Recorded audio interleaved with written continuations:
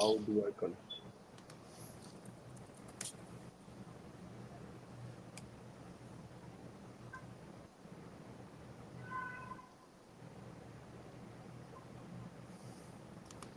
I'm just checking if we are live or not. Yeah, I'm doing the same thing. I've gone live, but I'm just checking whether we are live or Uh, not. I we are, I I think. think we are We live. are. We are. Shall we begin? Yes, we can. Yes. Hey guys, welcome to another episode of Footy Banter and Insights. Today we start off with the big game review, which was Liverpool versus Chelsea. And there seems to be only one winner in this game and in this weekend, and that is Liverpool on top of the table. 8 wins out of 9. So, Ishan, any comments on the game? I think it was not because Chelsea lost the match, but it was a boring game in general. I don't think we saw quality football out there, and particularly attacking wise, nothing much happened in the game. Like there were not many missed chances, there were not enough shots on goal. So goalkeepers in general were apart. Like leave 10-15 minutes here and there aside, and then they didn't have much of a role to play during the game. Talking about the penalty, I think it was an unnecessary one which we conceded, and even the second goal, which Curtis Jones scored, I think the keeper could have done a much better job. So if you want to really compete for the top four or top five positions, I think we need to find a solution regarding the goalkeeping part of the game. I don't think with Robert Sanchez being there, he doesn't give me enough confidence and enough assurity to which a normal goalkeeper should give at this level. So I think Jorgensen was injured, but once he's fit, I think he should be given a fair chance, a fair opportunity to be the number one keeper in the Premier League, and maybe Sanchez can hold the fort in the Conference League and the other domestic cups that we are part of. But again, Jackson's goal was quite a decent finish. I really like the finish that he did, and he's improving game by game. We can see that, but because of that, Nkunku is not getting enough minutes, and he seems to be in form right now. So it's a very tricky situation for the manager also to manage the minutes between the two players who are in form, and especially Jao Felix also. Jao Felix hasn't played a single minute last 2 or 3 games in this Premier League. So, giving him confidence so that he doesn't lose that charm of being in the team is very much important. So I'm worried about his situation as well. Lavia was very good individual performance. He's very press resistant. He doesn't give the ball away so easily, and like he was that outlet where defenders always give the first ball to him. Whenever it came from the back, Lavia was given that responsibility of taking the ball from the defenders and moving forward. So I really like Lavia's performance. Even Enzo in bits and pieces, although he was not a big part, he didn't play a big part in the game, but he was good when he came on. And Caicedo was our best player as per me today. He was too good. I think 2 or 3 tackles he made were very nice, and especially he was very he's also very press resistant. So I really like Caicedo's performance, but Palmer was completely out of the game. We couldn't make him a part of the game for a bigger role that he's known for. So Liverpool had, I think, planned well for him, but overall it was a very boring and a very poor game in my opinion. So a couple of questions on that. I have, like, as a Chelsea fan, you've seen all the games. So one is that don't you think a new goalkeeper like Jorgensen, who has not played in the EPL before, isn't it better to blood him in through the cup competitions and see his performance and then give him a shot in the Premier League? That's one. And second is, now that you've seen a bit of Lavia for the first time in the long time, right? Do you think having Lavia and Caicedo as a midfield partnership is a better midfield partnership than having Enzo in the team instead of Lavia?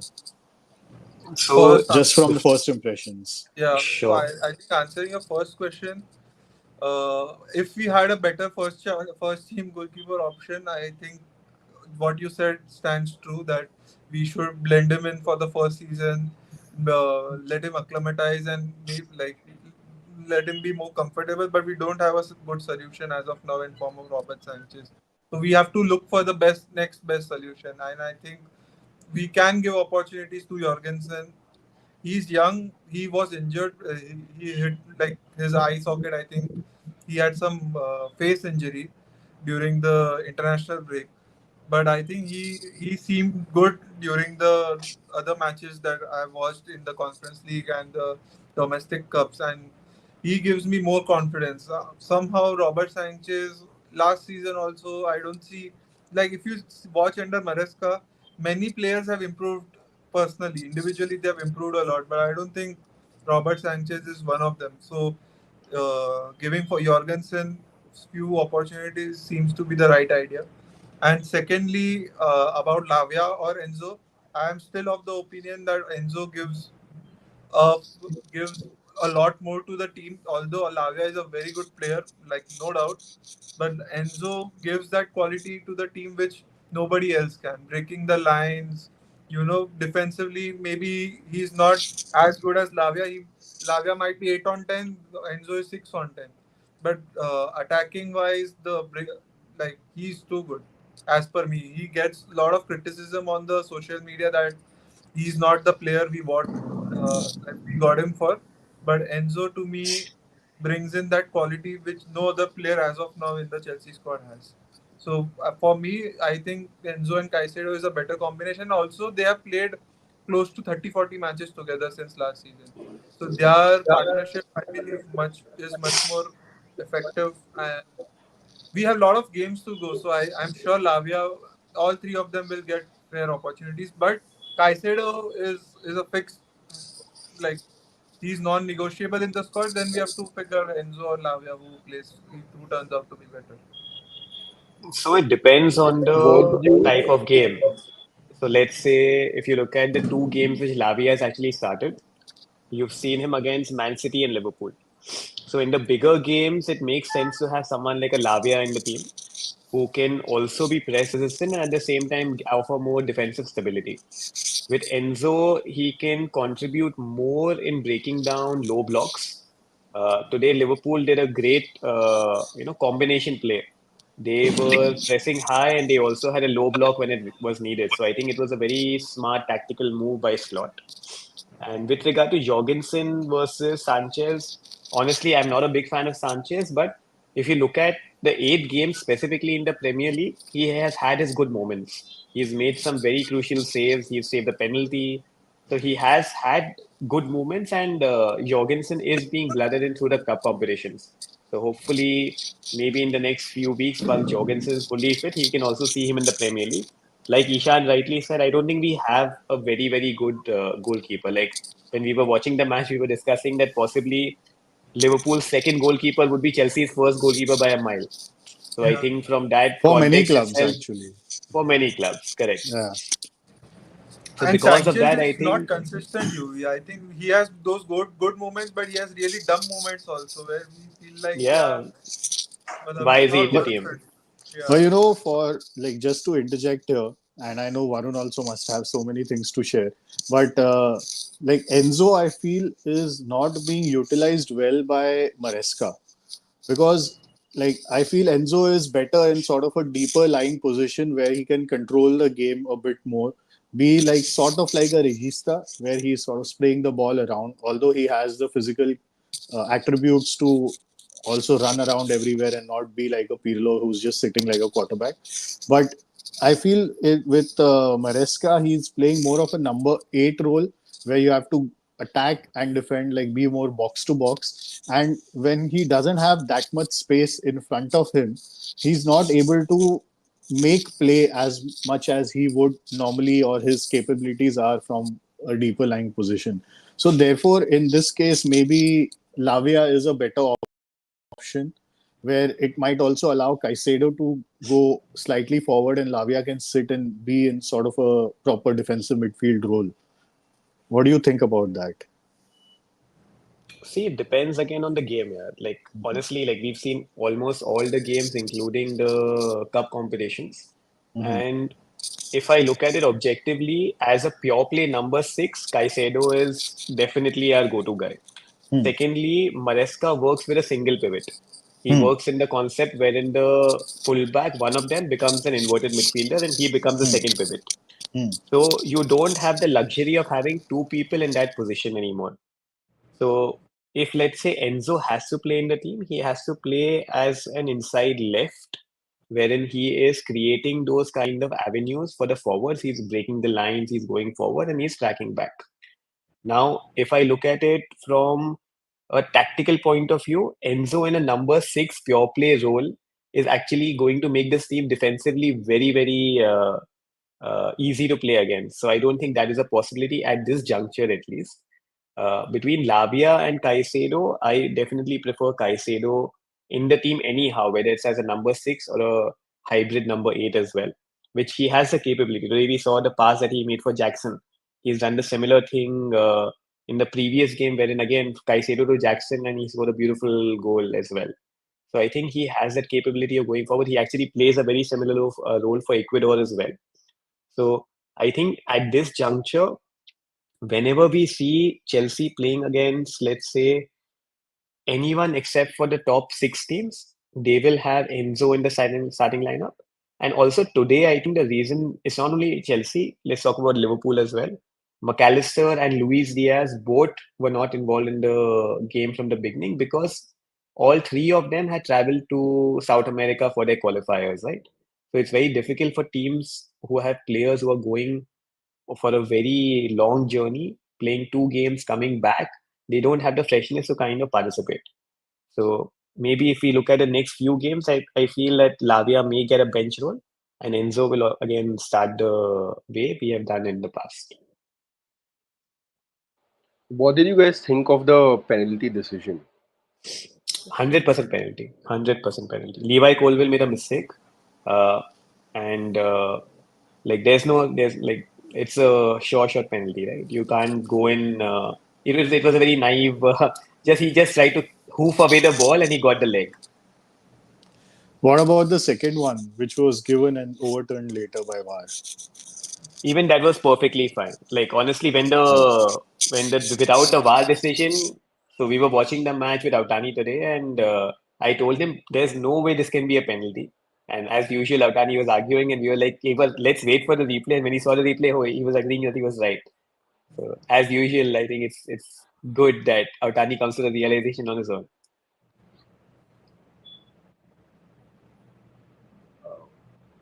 When I saw it, also I felt the like in the first sort of full play, like normal speed play, I thought it was a penalty. But then when you see it in slow motion, you see that he's taken the ball first and then he's taken the player, and that makes you understand that okay, it's not a penalty, and I think the decision was correctly overturned. But again, I saw it sort of I saw most of like from 30 minutes to 70, 80 odd minutes in that period, and it was a bit of a scrappy game, just like ball moving from here to there. None of the team had any real control. And I guess not having McAllister for Liverpool and Enzo for Chelsea contributes to that, where they sort of are the ones who try and control the tempo of the game for their team. I think from the beginning as well, I think if I look at it from an overall game, Chelsea actually had more of the possession and they had more of the uh, key moments. But Liverpool, for to their credit, uh, they ground out a result in the best possible manner. At no point in time were they defensively weak. They were having a very, very good line of defense. Their midfielders worked very hard. And essentially, their job was to just ensure that once the game is in control. So, Chelsea dominated the first 15-20 minutes. Liverpool scored. Chelsea tried to come back, but Liverpool kind of rode the storm.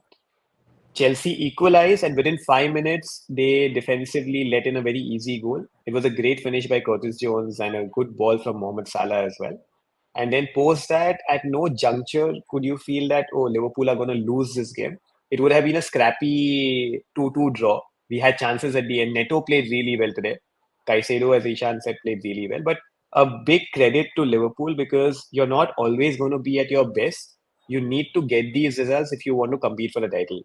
So I think this was a great result for them, and no arguments as a Chelsea fan. I think Liverpool, despite not playing so well, deserve to win. I was really surprised by Chelsea's defending for the second goal. I mean, it's a very I was not cliche surprised.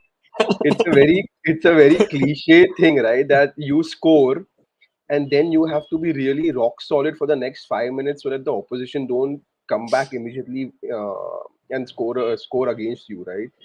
But that marking for that Curtis Jones thing, it was non-existent according to me. Like they just completely no one was just tracking his run, and he had such a easy chance through on goal. I mean, I think such they need to iron out these things. I think pretty fast if they want to kind of really compete for that top four position. So in pre-season, I'm not even kidding you, Varun. Like today, what you saw in the second goal, that was happening every single pre-season game, and there were times wherein we could have conceded 8 or 9 in a game. So the fact that we are still conceding only 1 or 2 in a game right now is very big progress. We are Didn't Celtic beat defensively Chelsea in the preseason? Was it four Celtic or one, Rangers 4-1 or something like that? Yeah. Celtic. Yeah. That is where my confidence stems from. I know that's why Manan is so confident about Celtic. I think Caicedo makes our defense look much better than what it really is. So if you remove Yeah, Caicedo from this game, any like Chelsea team will look much worse than what we are looking right now. So there's a lot of work to do for the manager, for all the players individually, and I think it's all about adapting to the tactics that manager wants to play with. It takes time, so I'm not too harsh on what we are doing right now, but we are in the right direction. Like always, very Maresca true. also says the same thing. And Caicedo, it's his job to make the defense look much better. So he's doing his job very well, but it will take some time for others to come to the party. So I haven't seen the match reaction from the managers yet, but I actually feel Arne Slot will credit Maresca because he made it very difficult for Liverpool to play today. Yeah, I think this was the most difficult game that Liverpool have had all season. but this was the best team Liverpool have faced so far, right? Like which other top team have they faced? Right, Manan bhai? I mean, they have faced the best team. Unfortunately, they were not so good on that particular day. Yeah. Of the four of us, Manan is the only one who goes away with 3 points this weekend. Yeah. See? Who thought that day would come, man? Who thought No, Arsenal I and actually Chelsea knew will that day lose? would come. Yeah. I Huh? knew that day would come. I've enjoyed many But such days earlier as well. But Yeah. weren't we secretly wishing that Ten Hag doesn't get fired? yeah. Now he's good Ten for Hag another wasn't 5 games. really going to get fired anyway, right? All of this is just outside noise. It's not coming from inside the club. So, yeah. He's good for another 5 games, I think. Oh, he's good for another 5 years. I hope so. Yeah, I also hope so. If he's going to stay here for 5 years, all of you are going to be crying by the end of 2 seasons. Wow, big Really, call. big call. After Celtic, this is the second big call by Manan. I think Varun is secretly telling himself that Celtic has a better chance of reaching top 8. Then Ten Hag stayed for 2 seasons. Five. Five No, but seasons. Now, the call is if he is here for 5 years, then after 2 seasons, all the other teams are going to be crying their hearts out. Yeah. Okay. Yeah. Let's see. so Um, any last comments on the Liverpool Chelsea game? Like I Varun, mean, Nishan, from Manan? a league table point of view, it's a massive win, right? Like, and Arsenal dropped points. City were on a verge of dropping points. We are going to discuss that in our game week review video. But I mean, I think Liverpool are the big winners for the weekend. Yeah, it's like sort of Chelsea win or don't win. It doesn't really sort of affect their position or their season so much because they are expected to lose. But Liverpool winning is the big story because then they are still in the fight. And we know that with the juggernaut that Man City has been for the past few years, that you really can't afford to give them any sort of gap. So I think it's a very big result for Arne Slot's team. And hopefully it will be a nice title race for the neutral fans to enjoy towards the end of the season. Great. Thanks for watching, everyone. Hit the like button, share, subscribe, and see you guys in the next video.